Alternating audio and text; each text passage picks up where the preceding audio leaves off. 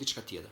Dhe unë besoj që të gjithë institucionet shtetërore do të garantojnë që kjo VKM patjetër të futet në një jetë normale për sa i përket implementimit të saj në territor.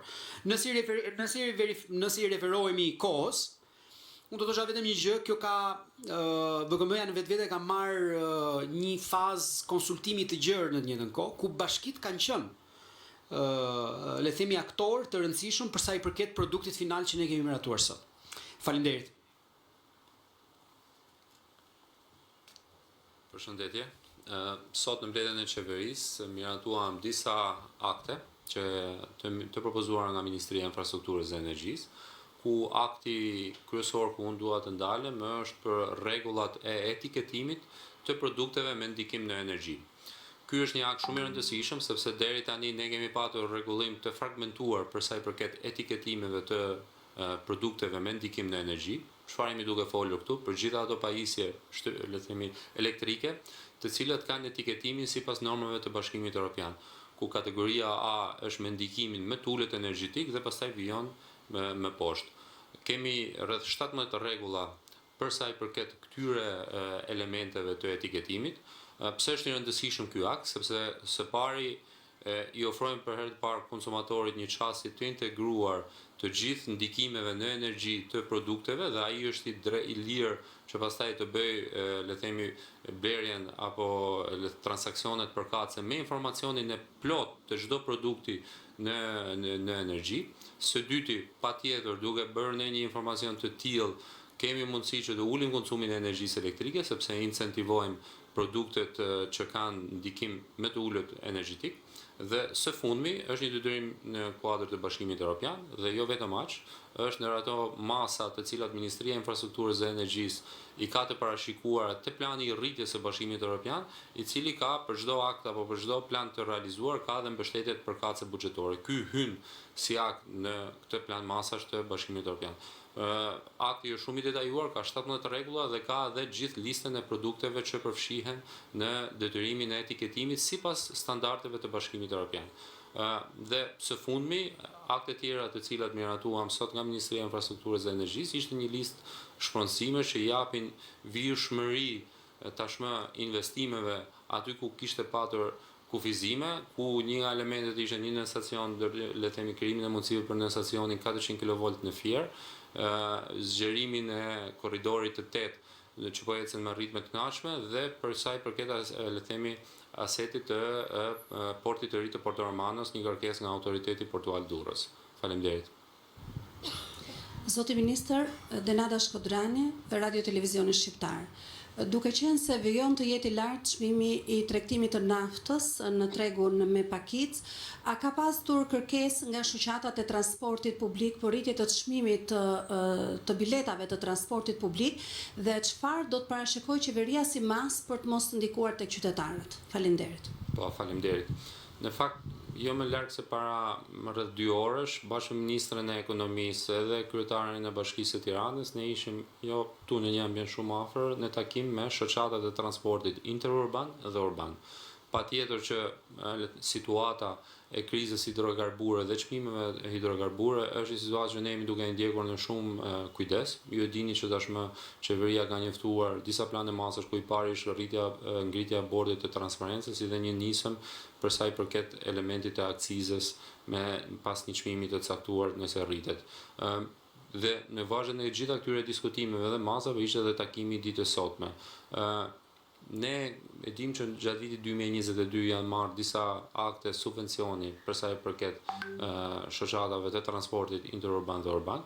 Një element i tillë po diskutohet përsëri, pavarësisht se jemi akoma në fillimet e veta, kur e kemi miratuar në vitin 2022 e kemi miratuar mas disa muajsh që çmimi ishte rritur dhe në nivel shumë më të lartë se ç'është aktualisht, por hyn ndër ato elemente që ne jemi duke i marrë konsiderat bashkë edhe me propozime tjera që na bëri shoqata e transportit. E kemi lënë për të ulur përsëri me to në ditët në vijim, pasi është ndër ato elemente që ne jemi duke i parë me një kujdes të veçantë.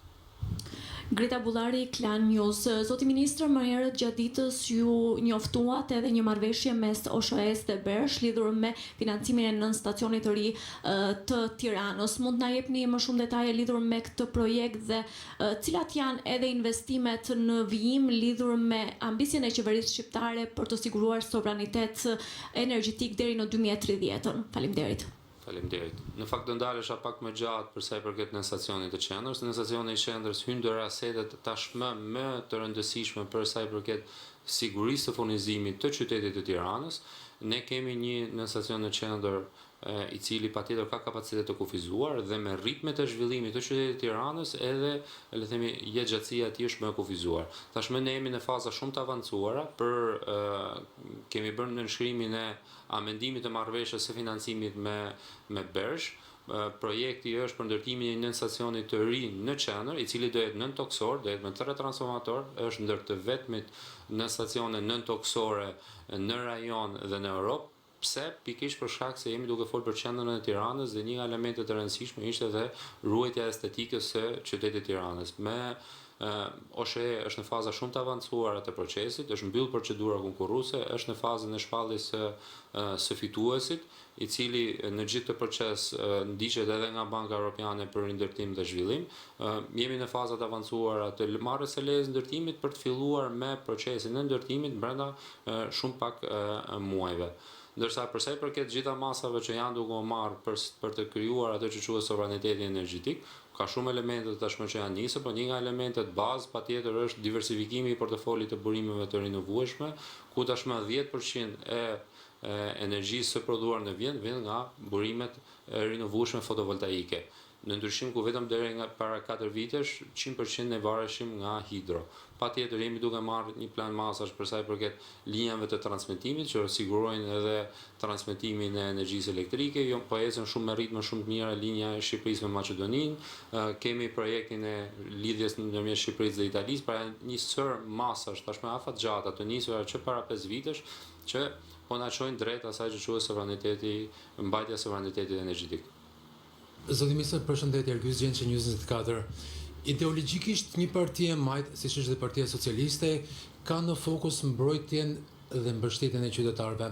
Për sa i përket çmimit të karburanteve, është bërë e qartë nga kryeministri, por dhe ju e keni thënë që taksa e qarkullimit nuk do të hiqet nga çmimit i naftës ku të gjithë përdoruesit e mjetit e pagojnë atë.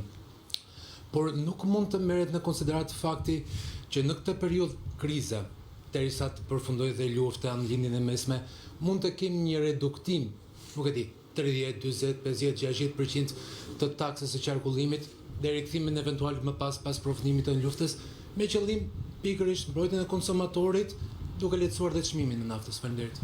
Faleminderit për pyetjen. Patjetër para se të përgjigjem, dua vetëm të theksoj një element. Shpeshherë vere që ka një keqkuptim për sa i përket taksës së qarkullimit. Çdo shtet sot e ka taksën e qarkullimit, por mënyra se si ajo taksë qarkullimi vilet është në varësi të praktikave të shteteve përkatëse. Ka shtete që taksën e qarkullimit e mbajnë, po them me pagimin e taksave vjetore të mjeteve të transportit, ka edhe shtete siç është Shqipëria që e ka taksën e qarkullimit në çdo litër karburant të konsumuar. Siç unë kam thënë dhe edhe më parë është mbajtur qëndrimi nga ana e qeverisë, vlerësimi i qeverisë shqiptare është vjelja taksës së qarkullimit nga konsumi i litrave të naftës është më proporcional sepse paguan më shumë ai konsumator, ai klient i cili përdor më shumë mjetin. Pastaj, për sa i përket mekanizmave që lidhen me reduktimin e barrës fiskale të karburantit, ne kemi shprehur që dy janë masa që janë marrë dhe që po vlerësohet marrja e tyre. E para është ngritja e bordit të transparencës për qytetarët, që ne kupton që kemi një bord që vendos çmimin tavan dhe pavarësisht gjitha diskutimeve akoma nuk kam dëgjuar një element që ky bord ka marrë ndonjëherë vendim në dëm të qytetarëve.